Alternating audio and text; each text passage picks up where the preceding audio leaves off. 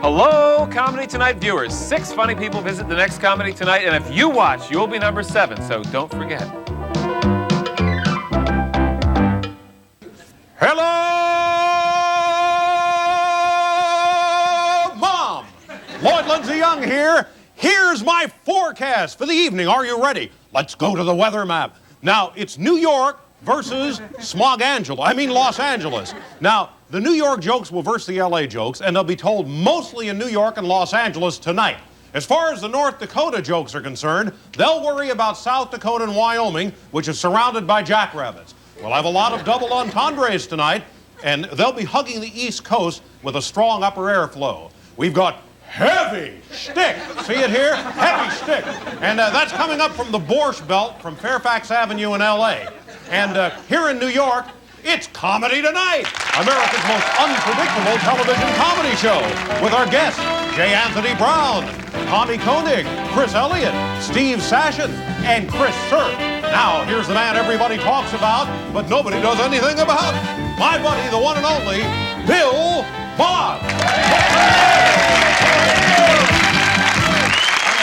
Well done. Oh, thank you. Thank you, Lloyd. Thank you. Comedy weather forecast. I like that. Okay, here we go. Our first comedian tonight was a finalist in the Atlanta Laugh-Off. He is a hurricane, and they called him J. Anthony Brown. Here he is. Thank you. Yeah, good evening. How you doing? You ever watch small kids drink water, like 2 or 3 years old? You watch?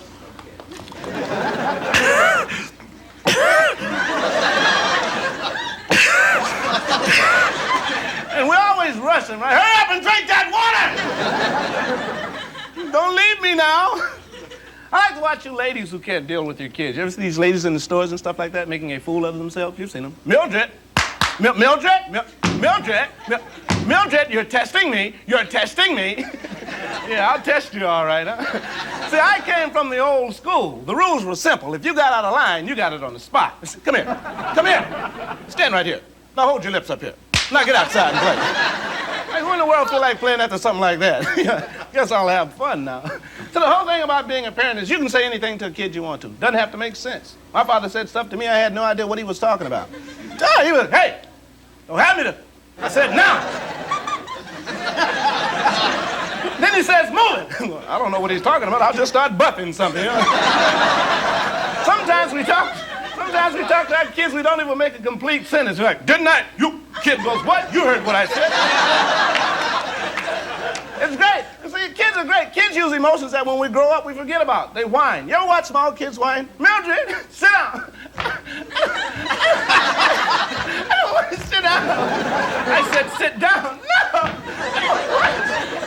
Then the kid does this. You ever see that? Whoa. Don't knock me out, boy. See, wouldn't that be great if we could still whine? Wouldn't that be nice? Like, I'm sorry, Ralph. I know tomorrow's your off day, but we're kind of short-handed and we need you to come in. I don't want to come in. I want to be off. That'd be great to try it out on your lady, wouldn't it? Like, not tonight, Ralph. I got a headache. I want to do it.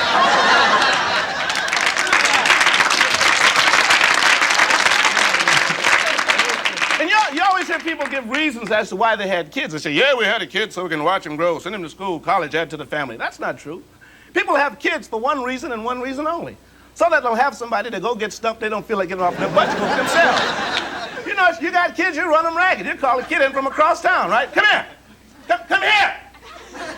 Come here. Come here. Hand me those cigarettes right there. See, kids are great. Kids are great. So you can take a kid, you put him in any situation, it's funny.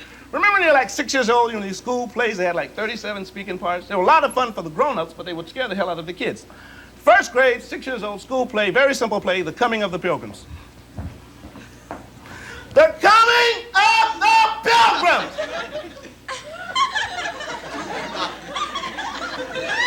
The pilgrims that we come in peace! Do not laugh at our funny hats and shoes! We're the pilgrims that we come in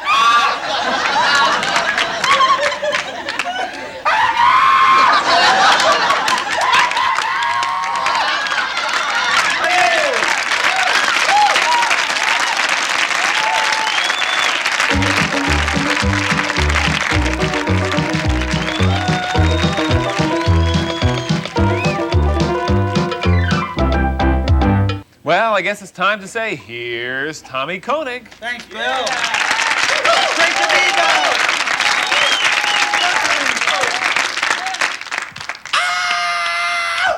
I feel good. Hey, I knew that I would. Hey, I feel good. Hey, I knew that I would. Hey, so good. So good. I got you. Ow! Well, not bad for a Caucasian guy. I mean, let's face it, you don't usually hear too many Caucasian guys trying to sing James Brown, right? It's kind of embarrassing. Usually sounds so dippy, it's like, I feel pretty good. I had a feeling this might happen. Actually, I'm not doing too badly. I had a suspicion this might occur. Pretty good. Not bad. I can't complain. Ow! Well, you feel good? Yeah. Do you feel old? Yeah.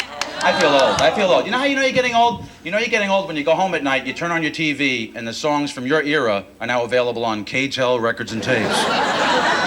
If it's $1.99 and it sounds familiar, make the arrangements.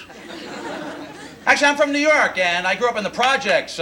For those of you who don't know what the projects are apartment buildings that are arranged in a circle. It's kind of an American tradition, I guess, to keep out Indians. But it doesn't work because the Indians get in anyway. Look, Abdul, one-bedroom apartment. Get the whole family. Come on, let's go. You know, the Indian people, those are the people with the red dots on their forehead. You know why that's there? If you look really close, it says, you are here. There I am. But I love everybody. Like last year, Miss America was black. I thought that was great. A lot of people got very upset. They said, hey, wait a second here. If Miss America is black, who's going to win the Miss Black America contest? Oh, thank you so much for this award. Oh, so surprised. I had no idea. Thank you. Great to be Boggs. Thanks. Don't you hate how we always imitate Oriental people like this? You think in China there's comedians imitating Americans like this? Oh, one Big Mac, please. One Big Mac. Attention, Kmart shopper.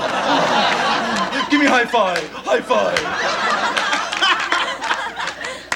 Boy, you ever watch MTV? MTV? Boy, this makes me feel old, you know. Hi, I'm Nina Blackhead. And welcome to the Empty Video Music Channel. Coming up, concert information on the Asthmatics and their new one, John Cougar Melon Ball. But first, here's Duran Duran. I am a Leo and I'm with Duran Duran. I only go to places I can get a tan. I am appealing to a woman and a man. That is because they don't know what the heck I am. Hey, we are the world. And you can quote me on that. Thanks, Tommy Konig.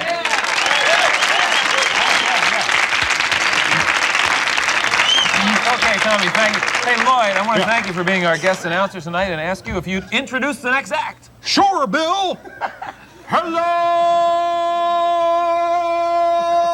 Canada's own Chris Elliot. Chris.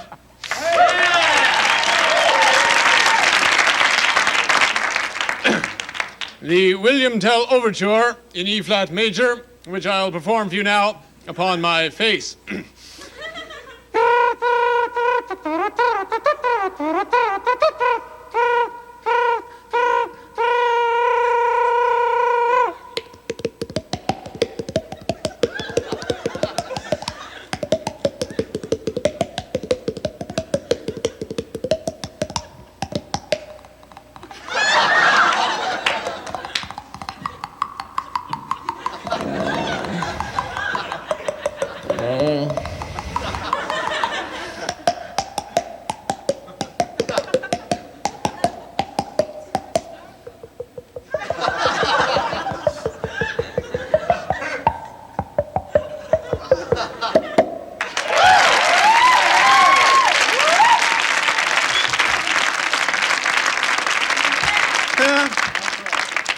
I know you're thinking I probably look pretty weird. I know that. I'm aware that I'm skinny.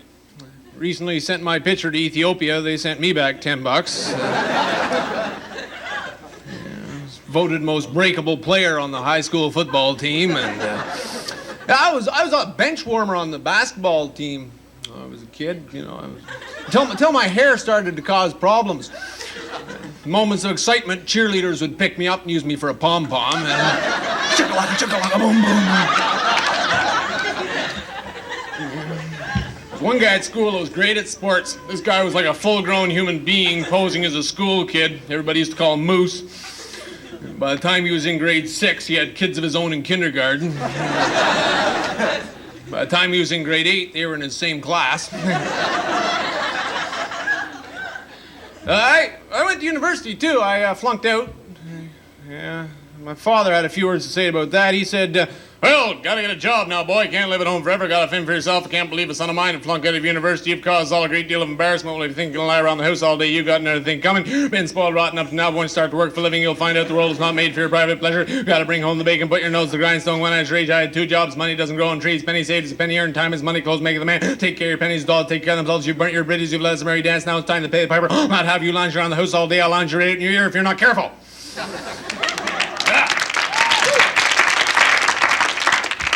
But what I'm really here for is to do an Elvis impersonation.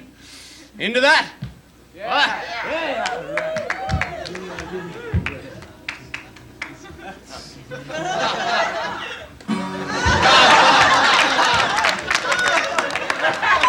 Elvis, too young to die, too fat to live. It's my impression of Elvis Presley with no nose.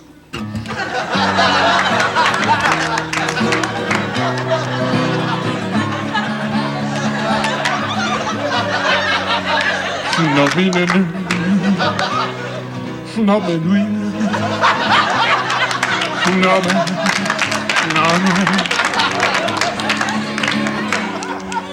no, I made my wife complain. Then I know it well. No meaning, no meaning. Mama, leave them alone. No man now, none of you. Nana, no way, no.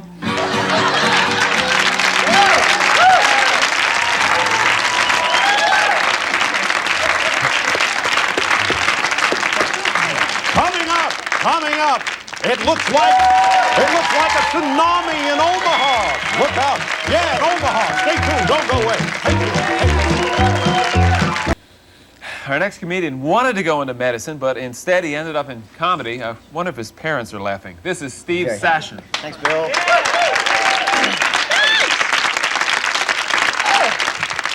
Thank you. It's good to be here. I've been on the road recently. I'd in fact like to start by doing an impression inspired by all the time I've recently spent in a car.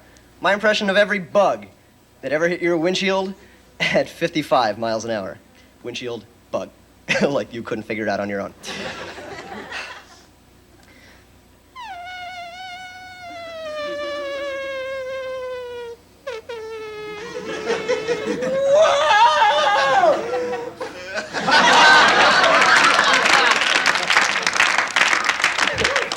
Of course, there's always this friend right behind him who thinks he's immune. It's like, hey, buddy, watch out! I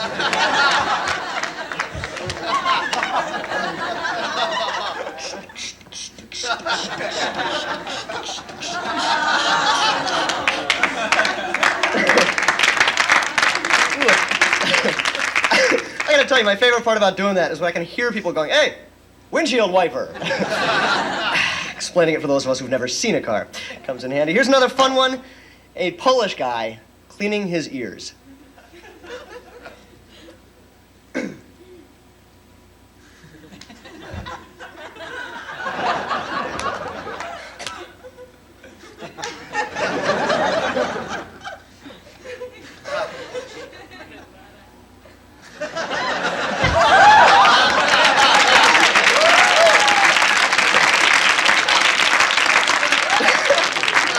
Wait a second, that really works. I think I went a little too deep and hit oil, though.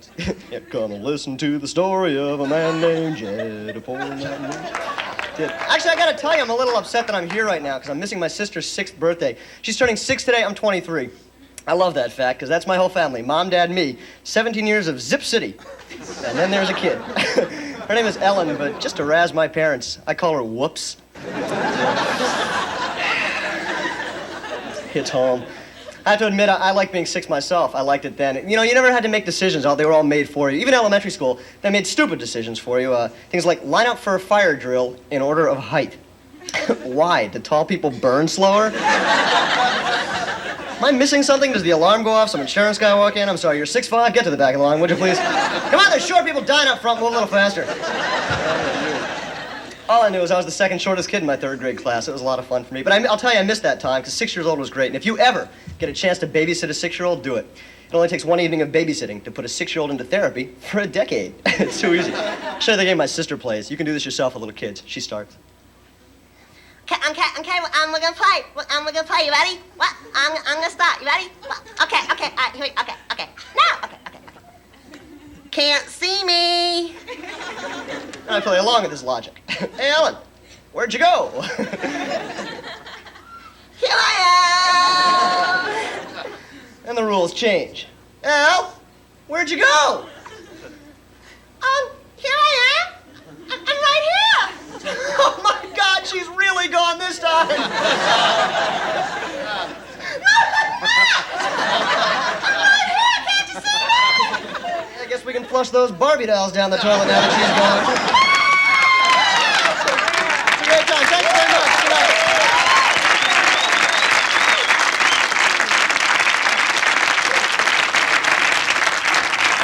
All right, thank you very much, Steve. Christopher Surf is here tonight, and Christopher is the co-president of a new corporation which is called Pentagon Products Incorporated, and they have a new catalog out. Chris, tell us what this catalog is all about. Well, Bill, I'm sure you've heard the Pentagon has been getting a lot of publicity lately for the rather amazing prices they're paying for common household items, like $7,000 for a coffee brewer, $640 for a toilet seat just the other day. Yeah. Now, we figured it's really an outrage that only generals and admirals get to pay prices like that. Right. So we decided to put out a catalog so that the ordinary taxpayer who paid for these things anyway can have a chance to buy the same items at the same prices. So these are real items and real prices, Absolutely, right? the identical ones that the Pentagon has been buying. Well, Yeah. Chris, of course, you know that we normally don't do things like this on our show, public service promotion, but this is America, and we thought it would be important to talk about some of these products you're offering to people in our audience and our viewers at home, correct? Right, and if they want to come up afterward and buy these things like nuts for $2,000, I'll be glad to help them out. All right, fine. Now let's talk about what some of these things that you're offering the public actually are. Okay, well, this is the nut I just mentioned. It looks very much like the same nut you might go to a hardware store and buy for, say, 8 or 9 cents. But the Pentagon bought this very same nut from McDonnell Douglas, and the price was $2,043. Cheap at the price. For this Yes, nut.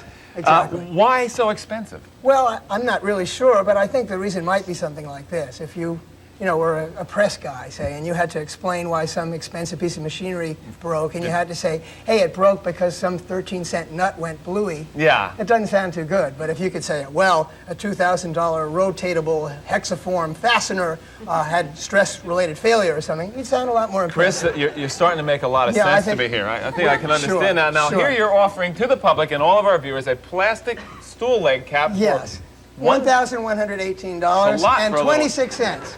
Just this little thing, it keeps your stools from slipping, though, and we But all need those. why would you need this? I mean, why? Well, Boeing sold this to the Air Force, and the reason they did is they make the AWACS plane. Now, the AWACS has 3 very sophisticated navigational systems. Right. But what happens if they all break at once? Unlikely, but it could happen. So what happens then is there's a little periscope up in the top of the cockpit of the AWACS, and the navigator has to climb up there, look through that periscope, and try to navigate the plane by hand, and he uses a stool to do that. So if he didn't have a stool leg cap, Yeah, the stool slips, like you can see I right see here. what you're saying. There goes $250 million plane just because you weren't willing So to you spend need this $1,118. on a cap. All right, now let's I get rest to my case. the last item is a coffee maker that I understand you did a test on this. This coffee maker that the Pentagon is offering, you're offering, is $7,622. Yeah, though I right? must point out that's without the pot. The Pentagon did not get the pot for that All right. $7,000. That's All right. extra. Let's take a look at this tape of a test you did on what? Well, it wasn't on this Pentagon coffee maker because that's too expensive to test. But we tested a regular kind of coffee maker you might buy in a 10-cent store or whatever. All right. And we wanted to see if it would break if it was dropped from 40,000 feet. Let's watch and see. Let's see. There's the monitor right here. 5, 4, 3, 2, 1, release! Right out. Chris, absolutely, you have sold me. There's no question about it. Let me see the catalog. The catalog has that nut right here, which goes for several $1,000s. Buy this book, and I'm sold. There's no question about it. Well, thank you. I knew you would. Thank you very much. I think you'll get a lot of calls right after the show. We'll be back right after this.